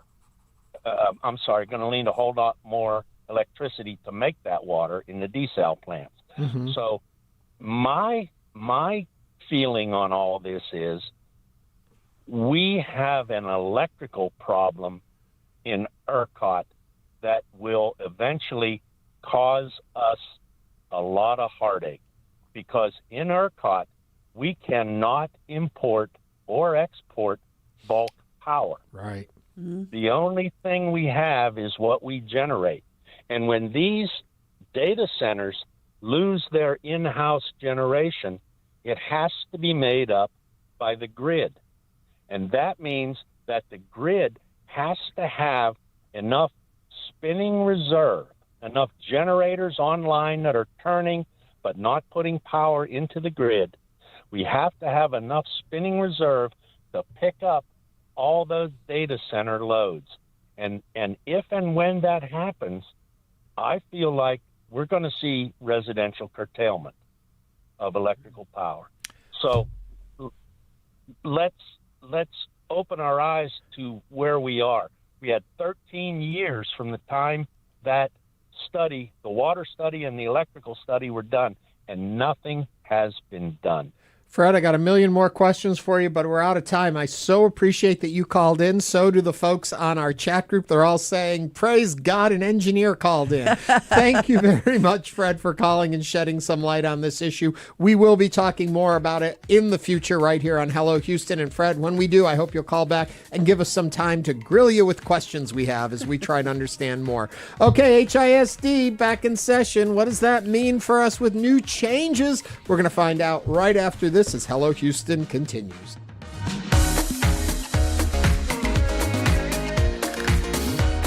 This programming is made possible by Kevin Coolish and Beverly McPhail, supporting media that's free from commercial influence and grounded in journalistic integrity, because trust in news.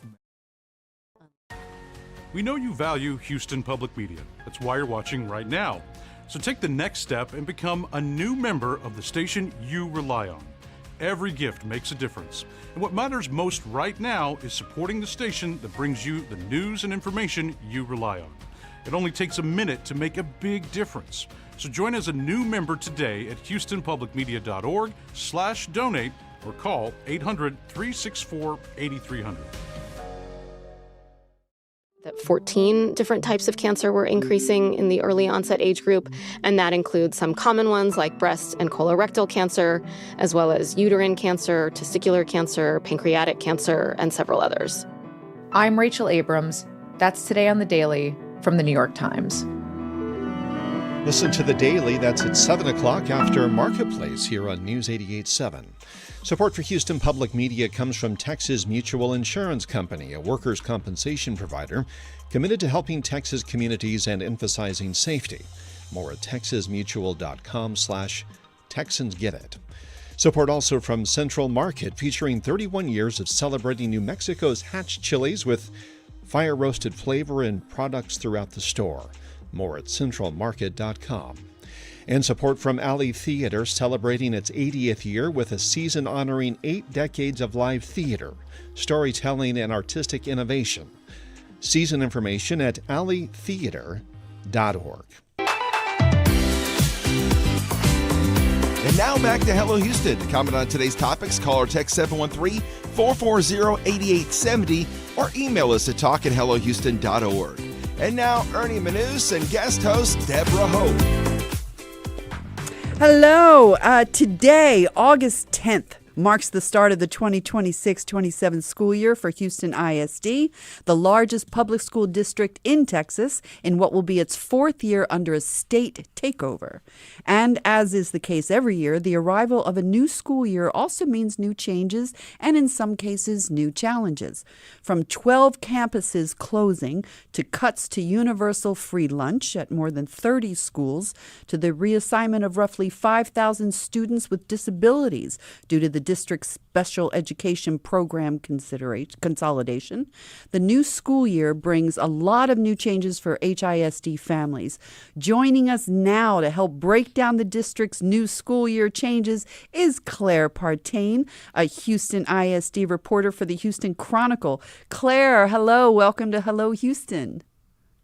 Hello, thanks for having me. Sorry I couldn't be in person with you guys. It's always a pretty hectic start to the school year, and I think you've summarized it pretty well, some of that hecticness going on. Before we get into the whole conversation of it all and we list these things, is this different than most schools' years? Are there bigger, more change problems facing us in this particular year, or is it every year same thing, just different topics? Yeah, it's always kind of a scramble getting 160,000 kids out of bed for the first day of school in the morning for Houston ISD. So I think change is imminent. It's always going to happen. The last few years, I think there's been more profound change with the state takeover, introducing a lot of new programs and reforms. And then this year in particular, I think there are several changes here. A lot of students are going to schools, new schools this year, or maybe campuses that have been transformed entirely by some program. I would say this has been a year of pretty profound change going on at Houston ISD. This may sound like a very basic question, but I'm just curious. How do parents know where their kids are going now? Is there a lot of confusion out there with closings and consolidations? How clear do they make it to these parents to know where your children are going? Yeah, so HISD has an app called Parent Square. I think a lot of school districts use the app now, and that's kind of their primary communication platform. So they get communication through there. HISD also has its own broadcast station on YouTube called HISD Now, where they do kind of daily posts, and then they also have it on their social media. But there has been a lot of confusion this year simply because of these changes. So, for example, 5,000 students in special education this May found out that they'd be going to new schools this year. And then that opened up a federal and a state investigation where the state has said, no, you need to meet with families before you can reassign students. And so I've talked to a lot of parents who have been kind of unsure where their student is supposed to be for this first day of school. I want to talk a whole lot about the whole free lunch and free breakfast program, but I'll get to that since you brought up the special education. Talk to me about the concerns. Why are there changes in special ed programming, and what are these changes? So as I said before, this is affecting about 5,000 students in the district. And these are students who are in special education, and they're also in specialized classrooms within special education. So early childhood special education, for example, something like that. And so these students were given new campuses that they'd be going to, one of about 150 campuses that they'd be going to this school year. And so for these students, that means a lot of change, right? Transition is already kind of difficult for these students. That's raised a lot of concerns. And then you've also got to set up a new transportation program. You've got to get them familiar with new teachers, new staff. And so all of that has kind of been fast-tracked across this summer break as they're preparing for this change. And the reason for it that HISD is saying is that this will create smaller class sizes, that students will be grouped together based on similar age groups, and it'll create more resources for the classroom. The concerns are that none of these parents were consulted before the changes were made. So they were given a phone call or a letter that this is what's happening next year, and you don't really have a choice in the matter. And so, the state has gotten involved. The Department of Education has gotten involved because they're really saying that you do need to meet with families and make sure that they're aware of this change and that there's nothing harmful going to happen to these kids before that happens. You said, I'm so sorry. You said that this is the fourth year under the state takeover. Have you noticed an increase in learning? Have you noticed a decrease? Have you noticed a rise in anxiety? What have you noticed in these last 4 years since the state took over? Yeah. So part of my what I cover is test scores, and that's that's really what prompted the state takeover to begin with. Is HISD had some schools that were failing in the state accountability ratings for many years in a row, and that triggered the state takeover. And so that's really what the state appointed superintendent has been tasked with improving. And broadly, yes, we've seen gains in almost every subject, almost every grade level in these last 4 years.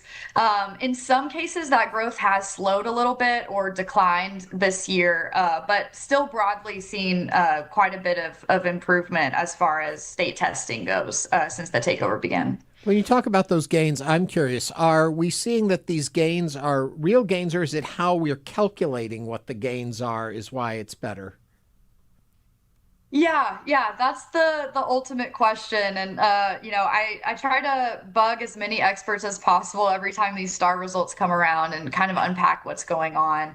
And for the most part, they're saying that, yes, at some point, some part of this, the gains are very real and might come from changes to instruction. HISD has a standardized curriculum. They've poured more money into these schools that were failing and more resources and staffing. But in some cases, the changes are so profound that experts have told me that there must be some sort of policy change involved as well. So, for example, a few years ago, HISD moved all of its students in certain schools who were taking biology in 9th grade into 10th grade. And so now students are taking it a little bit later, and we saw a pretty big bump in test score growth in that subject that year. What about the teachers? Have you lost teachers? Are you struggling to find teachers? Yeah. So I'm going to do a shameless plug to my colleague, Ms. Iba Mizan. This is definitely her bread and butter. But yes, there's been quite a bit of turnover since the takeover began, especially in the first couple of years.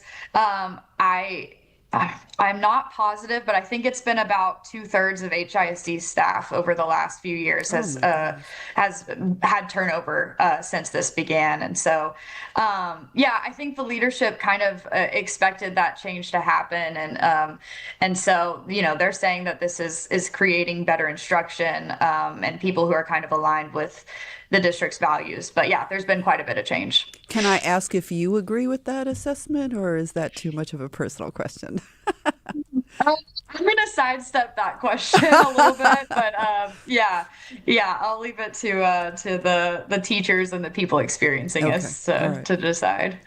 I want to go back to the special needs students, special education, and ask, a change is always difficult. We talk about in this particular community, change can be more difficult. Do the changes that are being presented, even if they weren't discussed with the parents or the students themselves, do we statistically see that these kind of changes benefit these students? Is there some kind of scholarly information about this which would lead an organization to say this is a better move for these students? What do we know about the changes and the theory behind these changes? Yeah, so HISD is not alone in making these changes, and lots of school districts have kind of consolidated services in these specialized classrooms around Texas. I think the difference here is the scale of it. This is just such a large district, and then the speed at which they conducted this, right? So they announced it in May, and then now we're barely in August, and these changes have happened, right? Mm-hmm. So I am interested to see if this really does result in smaller class sizes, more staffing, which would absolutely be good for these students, right? But change is also difficult for students. It can hinder student progress. So I would say the verdict is still out on if this will benefit students. But HISD is not alone in making these changes, especially as special education staffing is pretty hard to come by. And so this is seen as potentially maybe a solution to that. But change is difficult no matter what. Speaking of a change that really concerns me, it's the free breakfast, free lunch programs. Can you talk to me a little bit about what changed there, how it changed, and why it changed? I want more absolutely. Of the why. Yeah, we'll get to it. Yeah.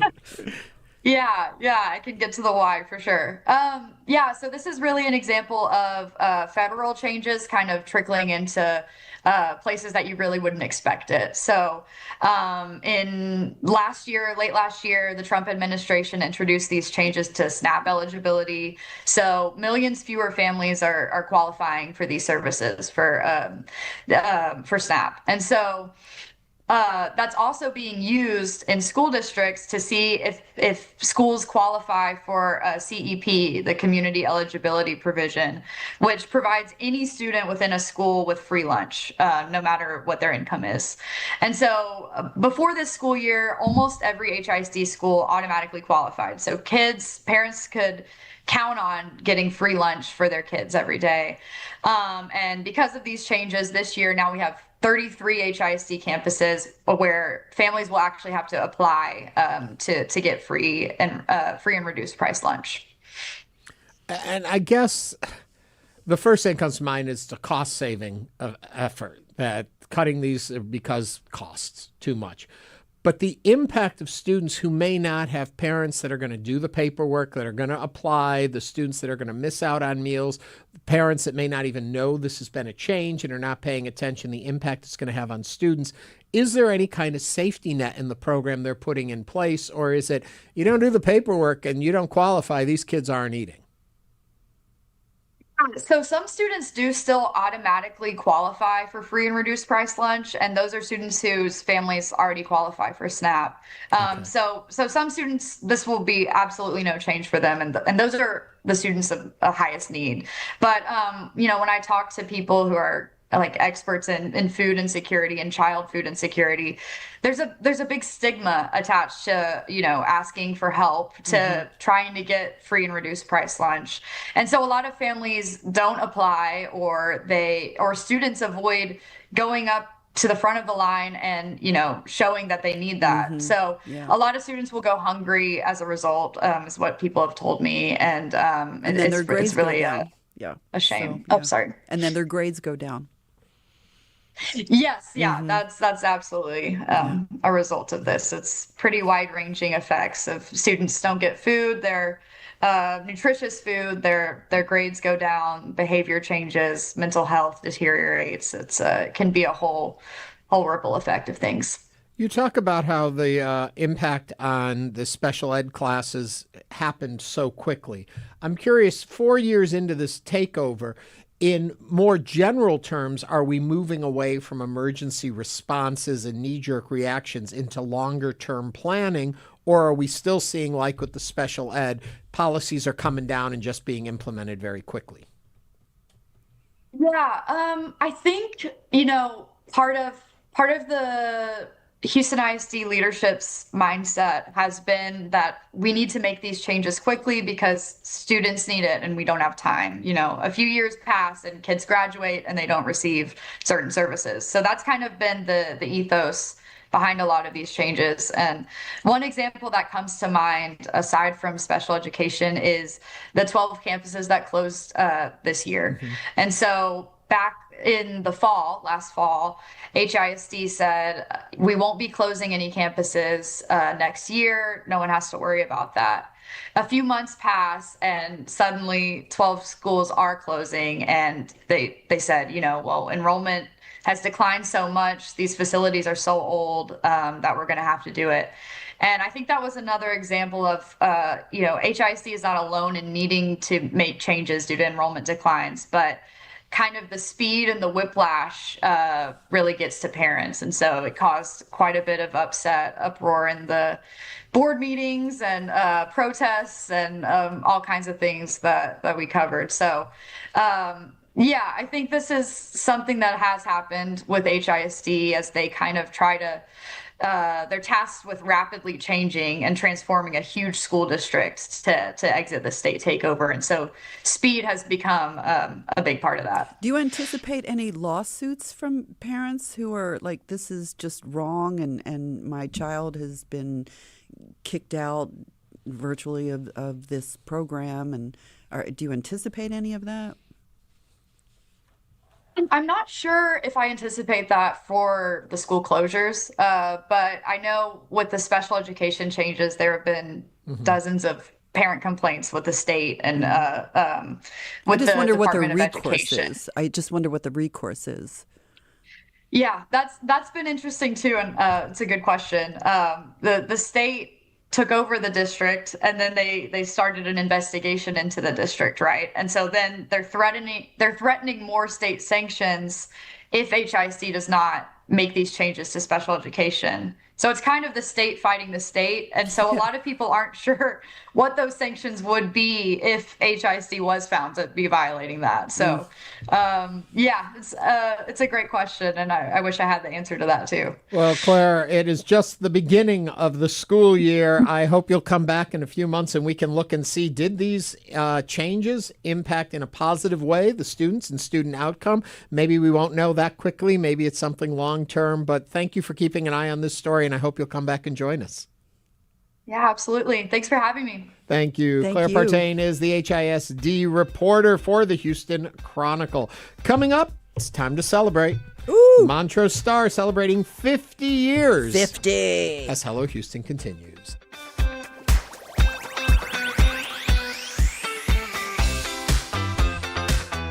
Is your car or truck just sitting in the garage gathering dust? It's time to kick that ride to the curb. When you donate any vehicle to Houston Public Media, you aren't just clearing out the clutter, you're fueling the local programs you rely on. Learn more at houstonpublicmedia.org/cars. More to watch, more to discover, more to learn. HPM Plus streams the best of PBS and Houston Public Media. Kids, drama, science, local, all in one free app. Go live with channels like TV8, Create, PBS Kids, NHK World, and more, streaming around the clock. And PBS members get full access to past seasons with Passport. Search HPM Plus on your smart and connected TVs. It's all waiting for you. On HPM Plus.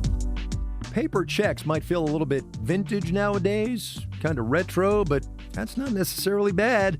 It's important as an academic to point out that there are advantages of some of, we'll call it more the old-fashioned ways. I'm Kai Rizdal. To abolish or not to abolish paper checks. That's next time on Marketplace. Marketplace tonight at 6:30 here on News 88.7.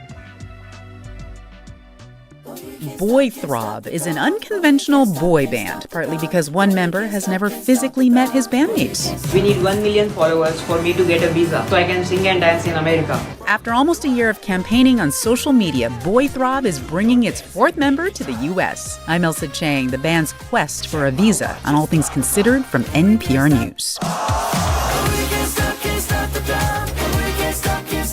All Things Considered starts at 3 this afternoon on News 88.7. Support for Houston Public Media comes from CenterPoint Energy. August 11th marks National Safe Digging Day. A reminder that you can contact 811 before starting any digging project to have buried utility lines located and marked. And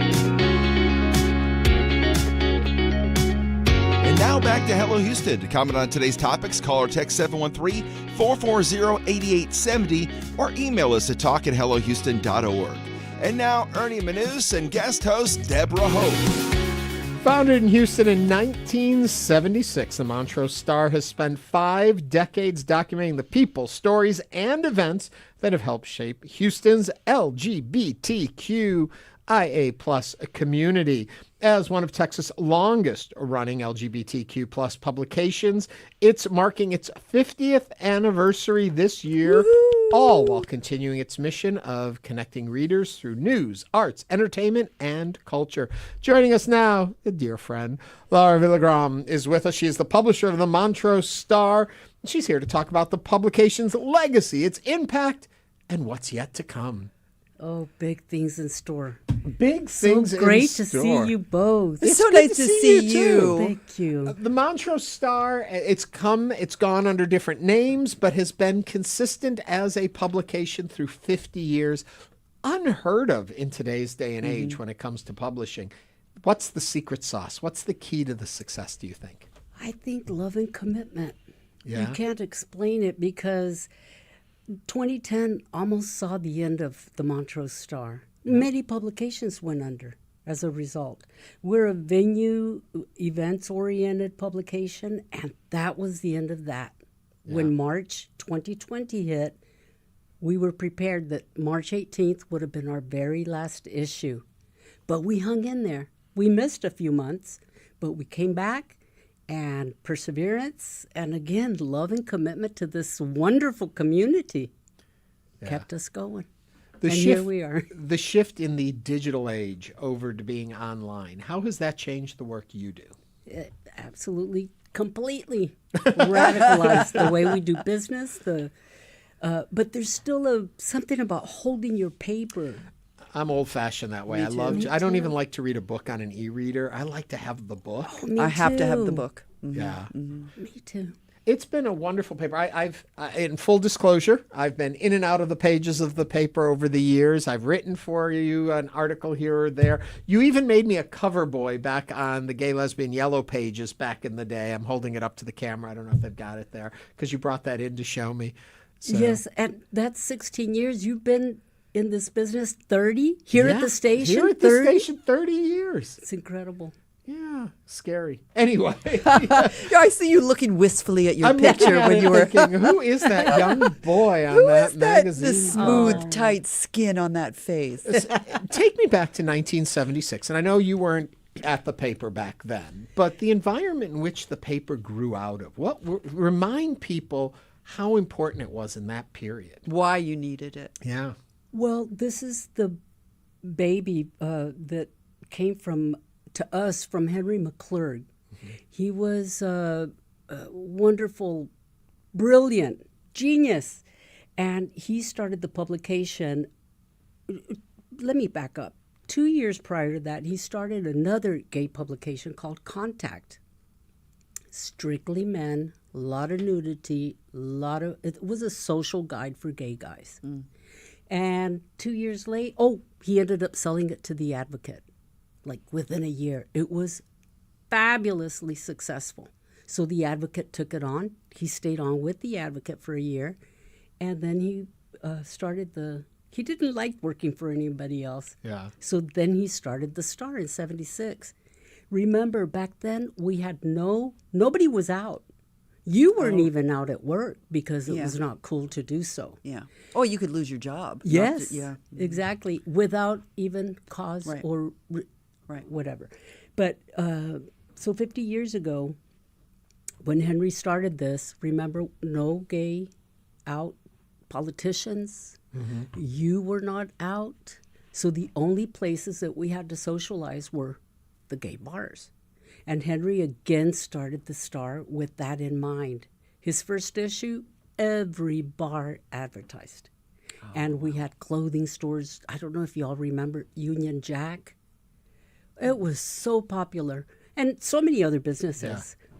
Club Houston. The thing that people miss, the fact is that in today's day and age, it's hard to imagine a time where gay, lesbian-themed stories, news items, profiles of individuals were non-existent. And so to have something like The Star come along gave people an opportunity to find community even when they couldn't be part of a physical community. They could find it in the pages of a print publication. There were travel guides that used to come out. I remember these from years ago that would tell you where were clubs, restaurants, hotels that were okay to go to if you were gay and lesbian. Well, that's like the Green Book back Just in like the Green Book. Yeah. Times have changed so much now that if there's a concerning story that has a gay, lesbian, bisexual plus theme story, we'll even cover it in our headlines here as part of the regular news. How has what you cover as news changed now in today's day and age as there is much more acceptance, much broader acceptance, I probably is a better way to put it, for these issues and themes and being able to be talked about? Is there still such a need for a Montrose Star? Absolutely, especially when it comes to stories of the courageous people in our community. Mm-hmm. That do wonderful things, people in the theater, in politics, and whoever is standing up for our rights deserves to be shared with in the community. And it's it is, as I go back, to a great sense of community to remind people they're not alone.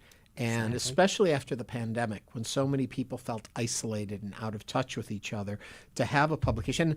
And you guys went quiet a little bit during this period, too, to come back strong and to be able to celebrate 50 years is truly a great accomplishment just as a business person. Yes, and I still believe strongly that in Henry's ultimate goal was to help people, like you just said, not feel isolated and also informed, perhaps even educated, whether it's a law that pertains to gays and lesbians but now this is very inclusive of women as well. We are highlighting the transgender community. We have a wonderful writer in this particular August issue. She dealt with recovery and resilience and perseverance, and she has published 8 books. Her name is Tamara Morgan. You'll read all about her in this August issue. So we're very proud of some of the work that we're doing now in comparison to writing about who got busted in, playing footsie under the stall or whatever. Yeah. So stories really have changed, but they're still there. Let me ask you, back in the day when it first got started and then it kind of grew a little bit, it was mostly for gay men, and then women started filtering into it. When did that happen? When did it become, no, we were all all under this umbrella. It's not just men. It's let's not be sexist as well as everything else. When did that start happening? This was so strong when I took the Star over. It was mainly for gay men. But as we start bringing in these stories of the incredible women, we have wonderful female writers, and now we're getting it. The paper gets picked up a lot more because it's inclusive. You bring a good point in there that was just almost a thrown away point. It gets picked up. It's free. It's out there. How do people get a copy of the Montrose Star, and where can they visit it online? Online, montrosestar.com, and almost all of our clubs in Houston, with the exception of 1 or 2. Not just clubs, because I was on 19th Street the other day, and it's in the shops on 19th Street that are not, specifically gay shops. Thank you for pointing that out. So we're in doctors' offices. You're in restaurants. Yes. Well, and just to go back to one point we were making, it's the same thing that's important about our newsroom here at News 88.7. We're very proud of the fact that our reporters oftentimes live in the communities they report on, and how that adds a nuance and a depth to reporting that a general assignment reporter doesn't necessarily have. And for your newspaper, that a lot of your reporters, a lot of your stories come from people within the community who live and experience this firsthand, gives it a richness you're not going to find in just a generic newspaper article or magazine covering. Yeah.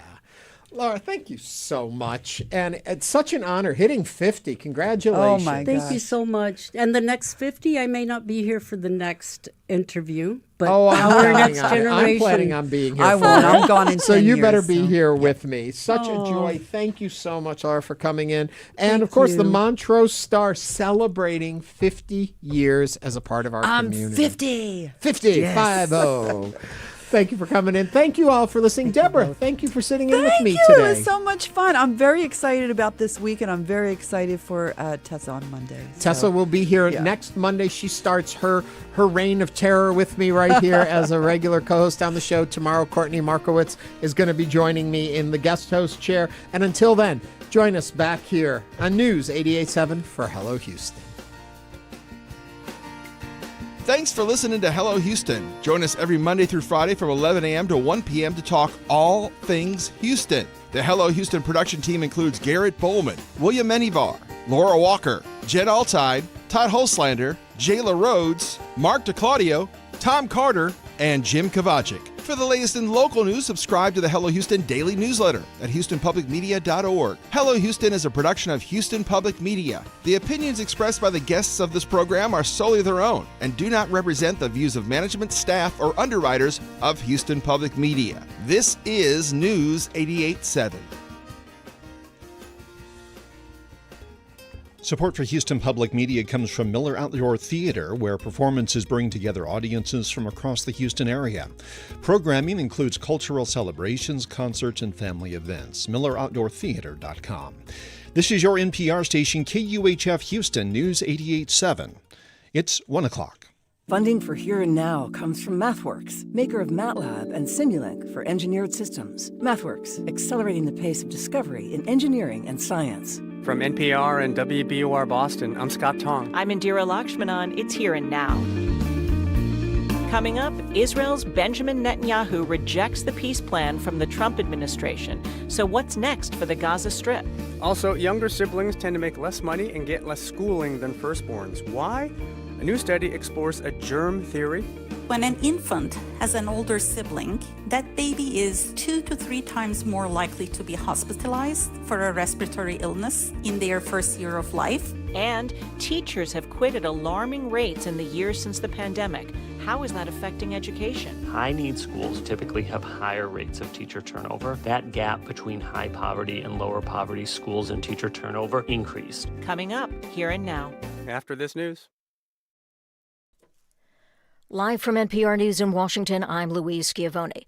In South America, at least 73 people are dead after a powerful earthquake struck Colombia. The U.S. Geological Survey says the 7.4 magnitude earthquake struck the western part of that nation. President Trump is expected to attend the swearing-in of Todd Blanche as Attorney General. The event will be private. Blanche cleared Senate confirmation on a vote of 50 to 49. President Trump has named Will Scharf to be his new White House counsel. NPR's Franco Ordonez says Scharf will